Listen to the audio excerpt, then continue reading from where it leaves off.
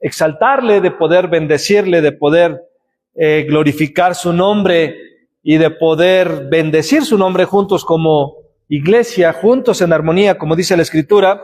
Y por ello es un gozo y un deleite de que usted y yo podamos estar aquí en esta mañana, dándole gloria, dándole honra, dándole todo el honor a nuestro amado Padre Celestial, y damos gracias a Dios por la oportunidad que nos da de reunirnos en esta mañana, y vamos a continuar con nuestra serie Transformados para caminar con Él.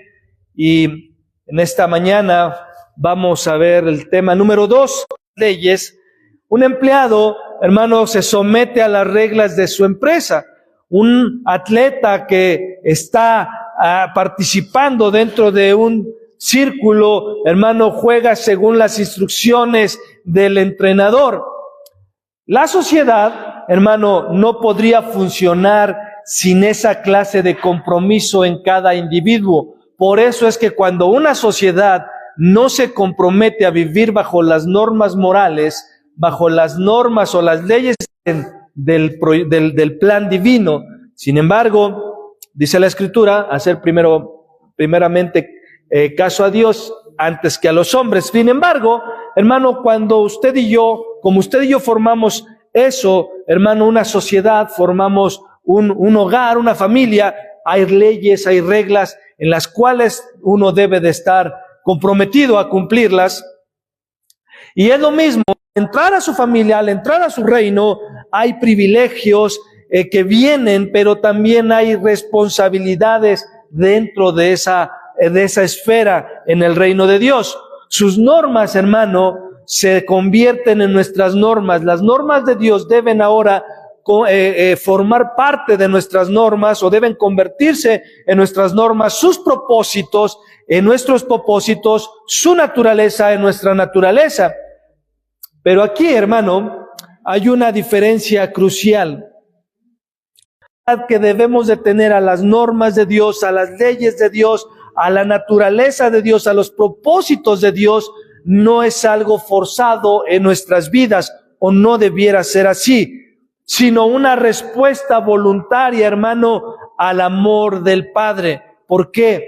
Porque cuando es algo forzado, hermano, jamás habrá un nuevo nacimiento, una nueva conversión o una conversión en nuestras vidas, sino hasta que realmente rindamos plenamente nuestra vida a Dios. Entonces, no es una respuesta, una conformidad forzada, sino una respuesta voluntaria, hermano, para el amor, hacia el amor de Dios.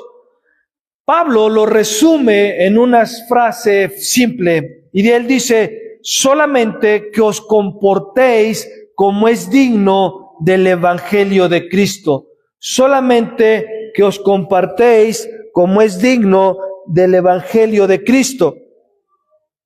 Y bajo ese contexto, hermano, debemos preguntarnos o hacernos esta pregunta: ¿soy llamado por Dios mismo, o sigo andando como si nada hubiera pasado en mi vida?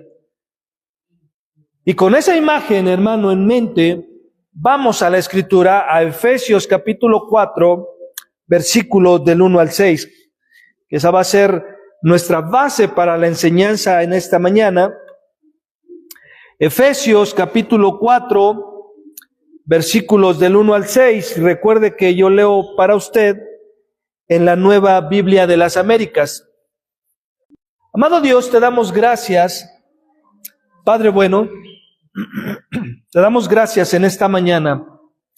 Te damos gracias una vez más por este tiempo, por este día que nos permite, Señor, de reunión. Te damos gracias por permitirnos estar en el mensaje, pero que también respaldes al miserable mensajero, Dios. Te lo pedimos, Padre, en el nombre de Jesús de Nazaret. Amén, amén y amén. Pablo, hermanos, abre esta carta, Pablo habla esta porción diciendo o presentándose, dice que está preso en el Señor, y lo hace, hermano, lo hace de esta manera porque Pablo, recuerde que está en la cárcel, Pablo está encarcelado, así que él no habla desde la comodidad, sino habla desde las cadenas, porque él está preso. Y aún así, hermano, a pesar de la circunstancia, a pesar de la situación que Pablo estaba viviendo, exhorta a la iglesia, ¿qué cosa? A caminar dignamente. Y el verbo, hermano, andar, que aparece en esta porción de nuestro texto base, es el mismo que aparece en Romanos 6:4 que veíamos el sermón pasado, la semana pasada, el cual implica, hermano, un estilo de vida continuo, Sin embargo, hermano, por otro lado, la palabra digno es la palabra griega axios, que significa que corresponde, que pesa lo mismo. Eso es lo que significa la palabra digno o axios del griego, que corresponde o que pesa lo mismo.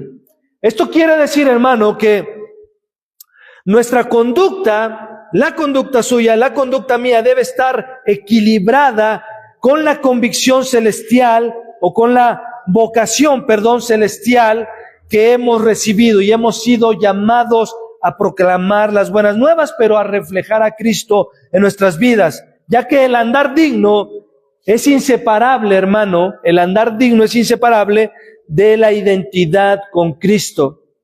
Alguien que no se identifica con Cristo, alguien que no está sometido a Cristo, identificándose con Cristo, no puede andar de una manera digna delante de Dios. Porque esto no es moralismo, hermano, sino fruto de la transformación espiritual que ahora ha acontecido en nuestras vidas y que va desarrollándose a lo largo del tiempo. Y bajo este contexto deberíamos preguntarnos, ¿estoy caminando como corresponde a esa invitación divina o sigo viviendo como si nada hubiera cambiado en mi vida? ¿De qué manera de qué forma es la que yo estoy caminando hoy en día? ¿Como esa forma, como he recibido esa invitación divina, o simplemente como si nada hubiera pasado en mi vida? ¿Estoy caminando en una vida regenerada o estoy solo bajo una reforma moral? ¿Cuál es mi andar? ¿Cuál es mi caminar? ¿Cómo es que yo estoy caminando?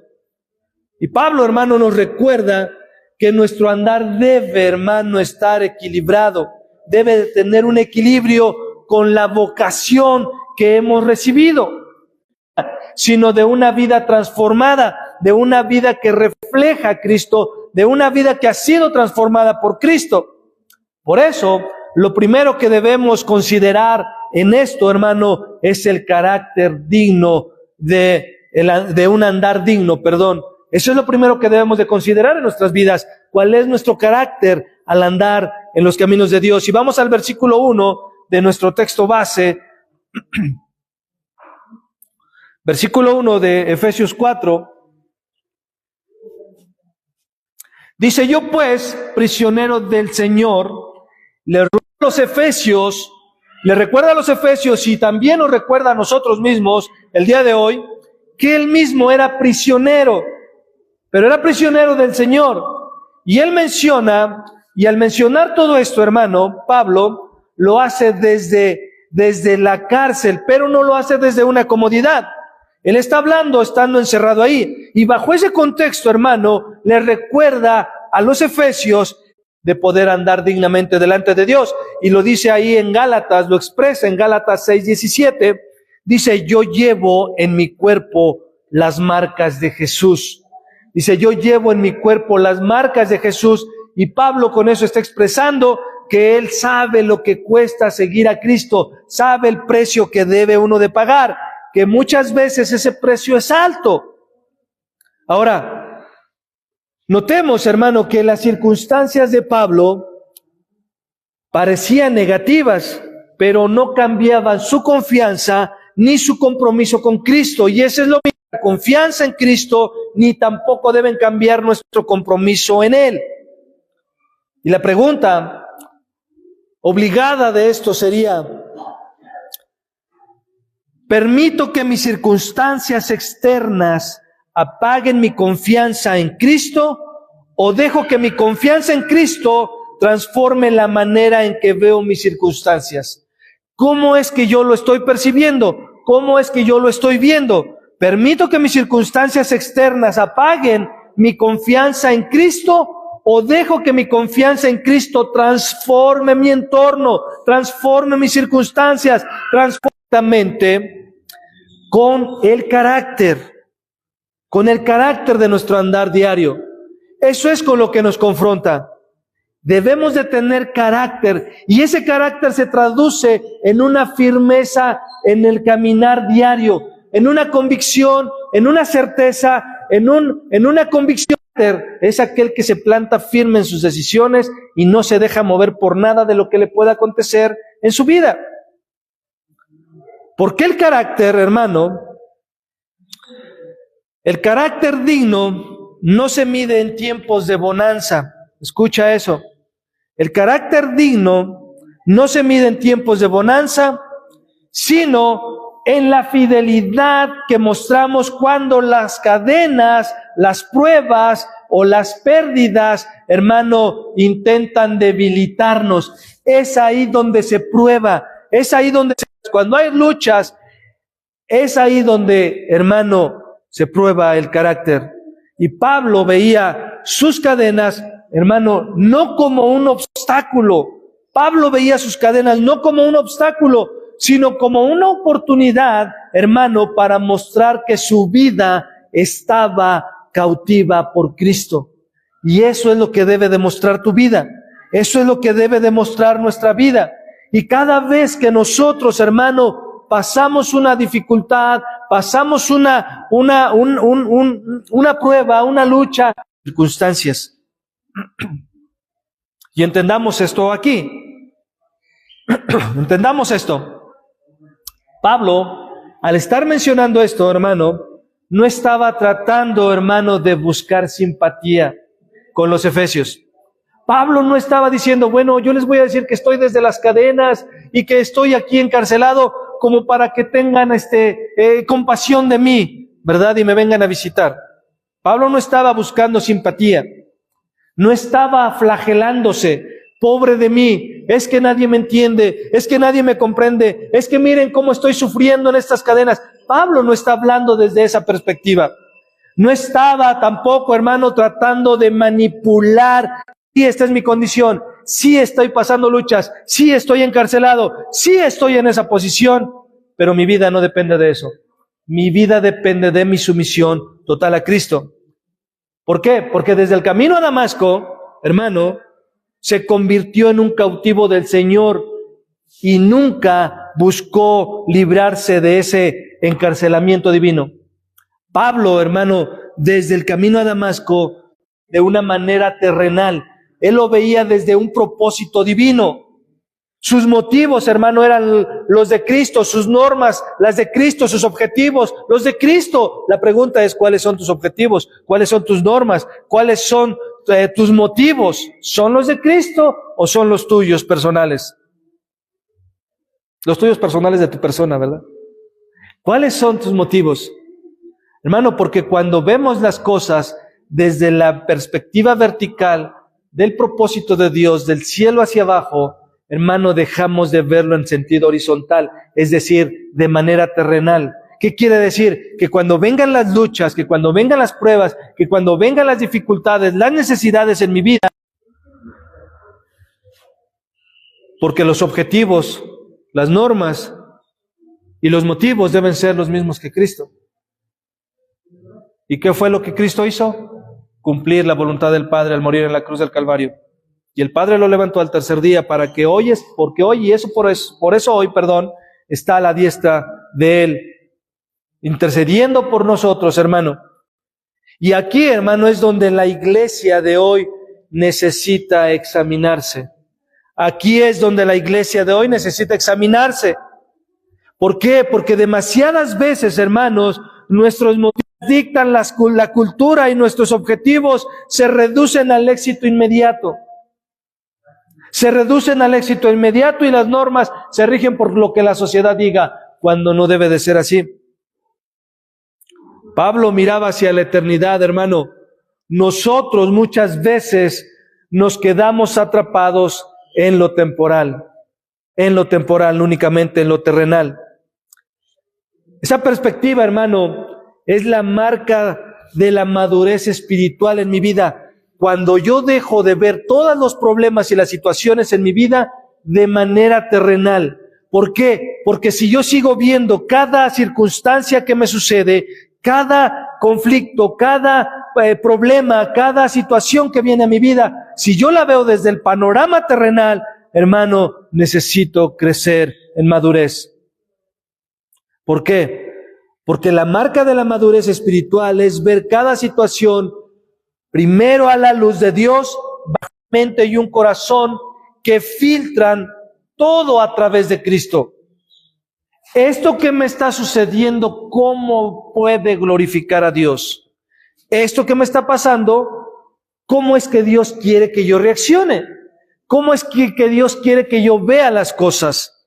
Por eso el principio es, el carácter del andar digno consiste en vivir con una mente, un corazón que filtra todo a través de Cristo.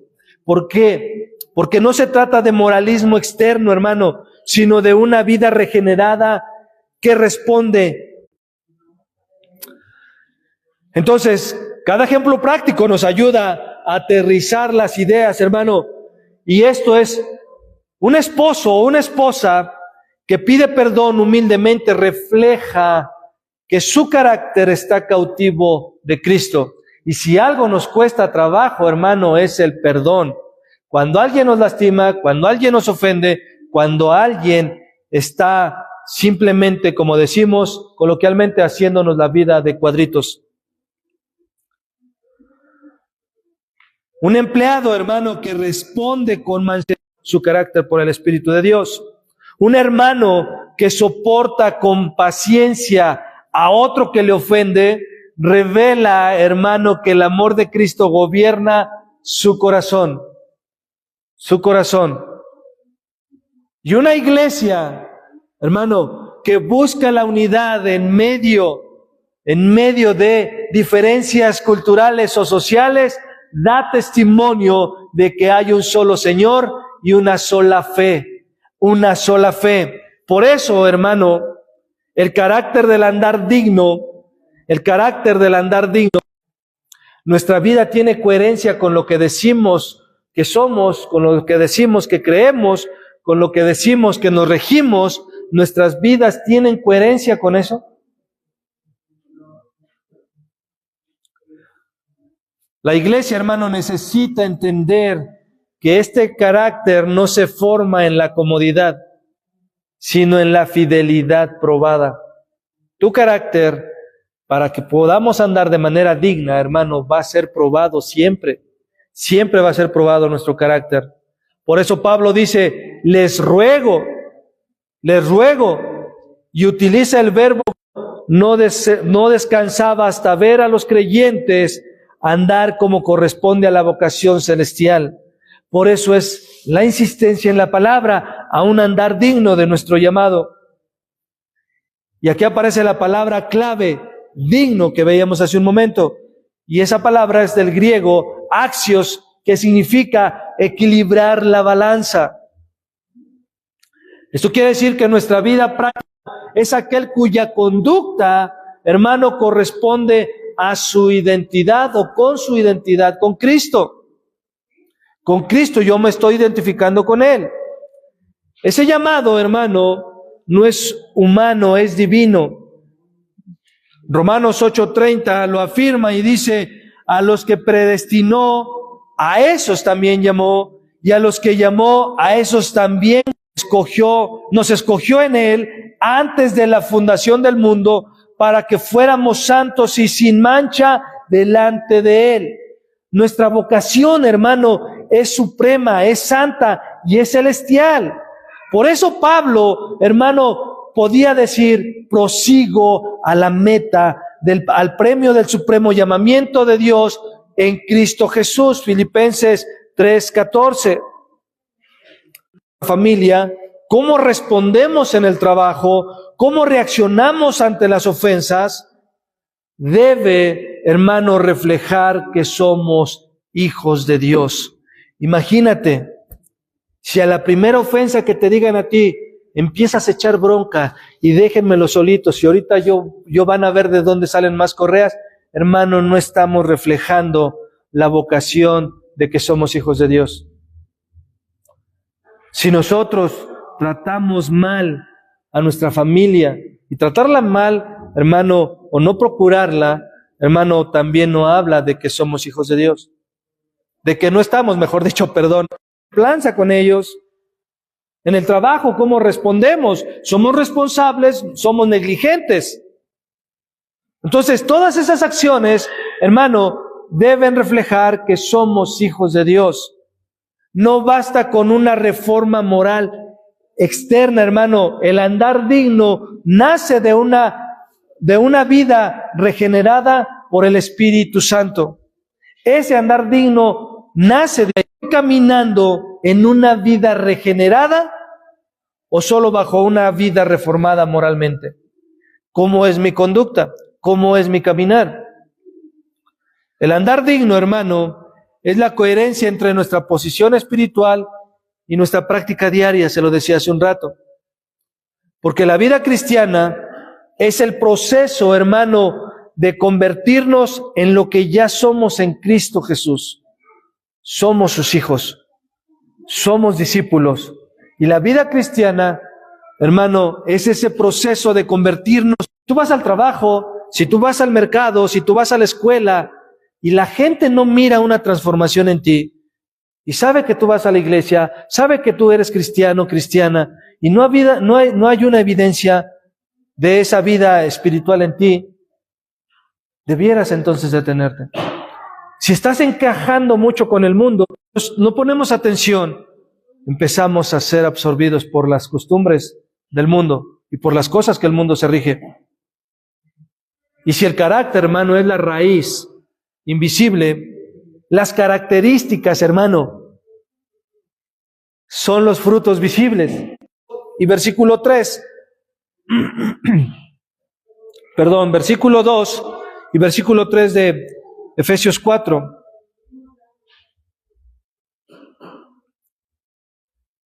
¿Ya lo tiene? Dice así, que vivan con toda humildad y mansedumbre, con paciencia, soportándose unos a otros en amor, esforzándose por preservar la unidad. Puede ver, porque hermano, tú puedes decir, no, yo soy humilde, lo puedes decir internamente, pero tu vida demuestra que eres humilde. Y cuando tú dices, no, sí, pastor, yo soy humilde, entonces ya perdiste la humildad, porque la humildad no se dice necesariamente, sino se externa en nuestro diario vivir, del andar digno. Y él dice que la raíz invisible que sostiene la vida cristiana, ahora, hermano, no nos presenta las características, hermano, visibles de un andar digno. Porque, hermano, el carácter interno debe manifestar una actitud externa que todos puedan ver. Escúchalo, el carácter interno debe manifestarse en una actitud externa que todos puedan ver. El andar digno, hermano, no es solo una convicción espiritual. No solamente es tener convicción espiritualmente, es una conducta diaria. Pablo, hermano, no está describiendo virtudes opcionales, sino el retrato de una vida regenerada que agrada a Dios. Una vida regenerada que agrada a Dios. Y aquí surge la pregunta que nos confronta. ¿Qué ven los demás cuando miran mi andar diario? ¿Qué ve tu vecino? ¿Qué ve tus compañeros de trabajo? ¿Qué ve la gente? ¿Qué ven los hermanos en la iglesia? ¿Qué ven los demás cuando miran mi andar? Orgullo, dureza, impaciencia y división. ¿Qué es lo que ven en ti los demás? Y la humildad del mundo, hermano, el mundo la desprecia. La humildad del mundo la desprecia. La considera debilidad. Pero en Cristo, hermano, es la virtud más fundamental. ¿Por qué? Porque el orgullo, hermano, fue el primer pecado, la raíz de toda rebelión. La Escritura lo confirma, dice ahí en Primera de Samuel, pero su orgullo, hermano, lo llevó a desobedecer y a justificar sus acciones. En lugar de someterse, se exaltó a sí mismo y el Señor, hermano, lo desechó. Y eso, hermano, es el destino inevitable. Nosotros nos consideramos hijos de Dios, hermano, debemos de hacerlo también. Porque la humildad, hermano, es la raíz indispensable del andar digno. Porque solo, hermano, la humildad abre espacio para que Dios sea exaltado en nosotros. Puede hacer la obra de Dios. ¿Por qué? Porque terminará como Saúl. Terminará exaltándose, terminará vanagloriándose, terminará justificando sus errores, sus faltas, sus acciones. Porque después de... ¿sí? Pero eligió, hermano, someterse a la voluntad del Padre. De hecho, cuando Pedro le corta la oreja al soldado, le dijo, Pedro, espérame, ¿tú crees que no pudiera orar a mi Padre y mandar a 12 legiones de ángeles para defenderme? O sea, sí lo puedo hacer, Pedro, pero eso no es mi propósito por el cual estoy aquí. Mi propósito es llegar a la cruz. En otras palabras, le estaba diciendo Jesús a Pedro. Esa es la mansedumbre, hermano. Renunciar a la venganza. Cuando tú dices, me las va a pagar el que me la hizo, y a veces no las hicieron, pero buscamos quien nos las pague, ¿verdad? Cuando actuamos de esa manera, hermano, no se trata de ataques personales, es mansedumbre. Yo me enojo cuando en nombre de Cristo, de Dios, es vituperado, pero cuando es ataque personal, no debo de hacerlo. ¿Por qué dice la Biblia? Si te dan una bofetada, ponle la otra mejilla. ¿Qué quiere decir? Entonces déjate golpear. No entres en pleito. Eso es lo que quiere decir la Escritura. No entres en provocación. Moisés, hermano, fue valentía bajo el control divino. La mansedumbre no es pasividad, es valentía bajo el control divino. Y cuando esa valentía bajo el control divino se mantiene en el tiempo, a través del tiempo, a través de las circunstancias, se convierte en otra virtud indispensable para nuestro andar digno. ¿Cuál? La paciencia. ¿Y cuántos hemos desarrollado eso ya al 1000%? Nadie. Abraham, hermano, esperó décadas para ver cumplida la promesa. Noé trabajó 120 años en el arca mientras predicaba a un pueblo incrédulo. Jeremías se hizo sin reclamar nada. Eso es paciencia.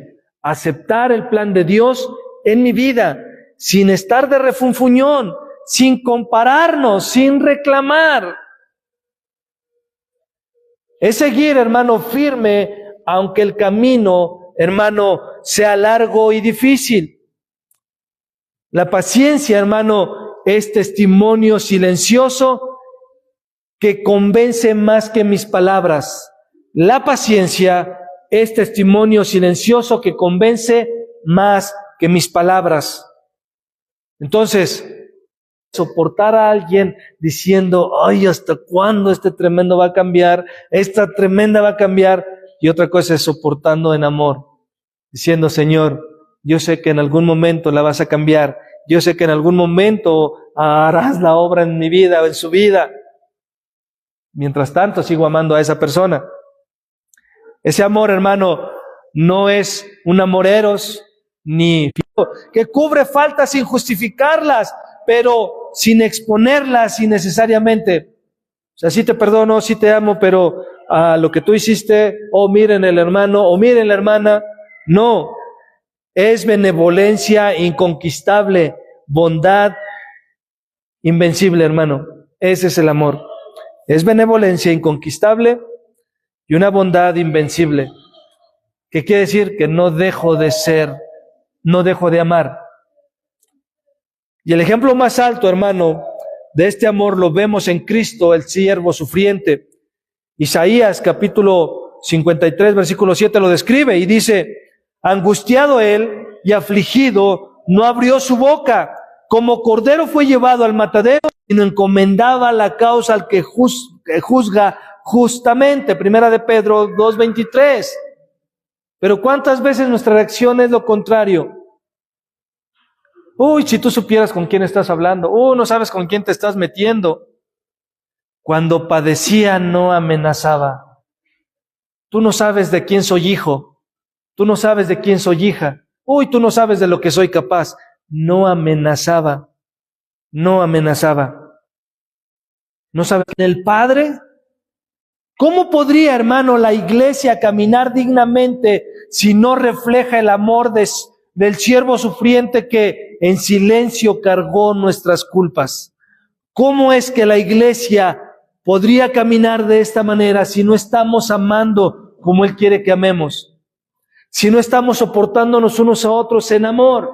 ¿Cómo en su cruz ese amor Él lo encarnó? Y ahora la pregunta es, ¿reflejamos nosotros ese amor en nuestras relaciones, en la familia, en la iglesia, en el trabajo, en medio de un mundo hostil? ¿Se ve en nosotros el amor que soporta? ¿Se ve en nosotros el amor que soporta? Porque solo cuando la iglesia, hermano, vive de pleitos, unos echándose a otros, esta iglesia atacando a la otra, esa otra iglesia defendiéndose y una sarta de tonterías en el internet. Y el mundo lo menos que ve es que Cristo vive en medio de la iglesia. Y los causantes somos nosotros. Por eso es que el último fruto que debe ser visible en nuestras vidas es la unidad. Es la unidad. Pablo nos llama al cuerpo de Cristo. Usted es responsable de que haya armonía en el cuerpo de Cristo. Yo soy responsable de que haya armonía en el cuerpo de Cristo, de que haya unidad, de que haya amor. ¿Por qué? Porque juntos debemos fomentar, preservar esa unidad en el vínculo de la paz.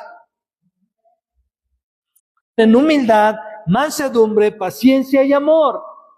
Esa unidad, hermano, es el testimonio más poderoso de la iglesia frente al mundo. Y vámonos hacia el final. El andar digno, hermano, no es teoría, es práctica. La humildad, hermano, escucha, nos libra del orgullo. La mansedumbre nos enseña a controlar la fuerza. La paciencia nos sostiene en la espera. El amor, hermano, nos capacita para soportar. Y la unidad nos hace un solo cuerpo en Cristo Jesús. Entonces, debemos de preguntarnos esto tú y yo en esta mañana.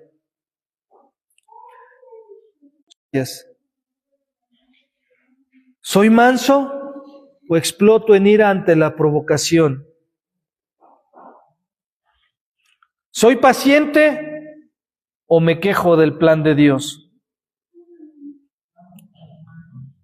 ¿Amo con amor ágape o solo mientras recibo algo acá del Espíritu o alimento la división? ¿Qué características, hermano, ven los demás en tu diario vivir? ¿Qué características ven las personas en tu diario vivir? El carácter, hermano, del andar digno es la raíz. Las características del andar digno son los frutos. Vamos a orar. Padre, te damos gracias en esta mañana. Te damos gracias porque nos llamaste con un llamado santo y celestial. Te damos gracias por tu palabra. Te damos gracias por lo que hoy has hablado a nuestros corazones. Y Señor, oramos a ti para que sea tu Espíritu Santo quien nos enseñe a andar de una manera digna de esa vocación. Oramos que nos des corazones humildes que reconozcan nuestra dependencia de ti, Señor.